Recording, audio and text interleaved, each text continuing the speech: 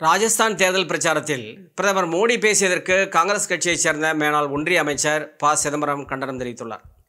இது தொடர்பாக அவர் தனது சமூக வலைதள பதிவில், ராஜஸ்தானில் 21/4/2024 அன்று பிரதமர் மோடி பேசியது போல் வேறு எந்த பிரதமரும் இவ்வளவு மூர்க்கத்தனமான தகவல்களை கூறியதாக என்னால் நினைவு கூற முடியவில்லை.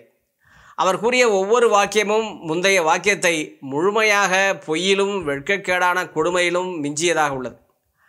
மக்களின் நிலம், தங்கம் மற்றும் பிற மதிப்புமிக்க பொருட்களை முஸ்லிம்களுக்கு பகிர்ந்தளிப்போம் என்று காங்கிரஸ் எப்போது எங்கு கூறியது? தனிநபர்களின் சொத்துகள், பெண்கள் வைத்திருக்கும் தங்கம் மற்றும் பழங்குடியினர் குடும்பங்களுக்கு சொந்தமான வெள்ளி ஆகியவற்றை எப்போது எங்கு மதிப்பிடுவது என்று கணக்கெடுப்பு நடத்தப்படும் என்று காங்கிரஸ் கூறியது. அரசு ஊழியர்களுக்கு சொந்தமான நிலம் மற்றும் பணமும் எப்போது எங்கு விநியோகிக்கப்படும் என்று காங்கிரஸ் கூறியது என்று பாரதிய ஜனதா உலகுக்கு சொல்லுமா? பிரதமர் தனக்கு முன்னால் இருந்தவர்கள் மீது கொஞ்சம் மரியாதை வைத்திருக்க வேண்டும். மன்மோகன் சிங் டிசம்பர் 2006 தேசிய மேம்பாட்டு கவுன்சிலுக்கு ஆற்றிய உரை இந்தியன் எக்ஸ்பிரஸ் இதழில் மறுபதிப்பு செய்யப்பட்டுள்ளது. வளங்கள் மீதான முதல் கோரிக்கை ஆதிதிராவிடர், பழங்குடியினர், இதர பிற்படுத்தப்பட்டோர், சிறுபான்மையினர், பெண்கள் மற்றும் குழந்தைகளிடம் உள்ளது என்று மன்மோகன் சிங் கூறினார்.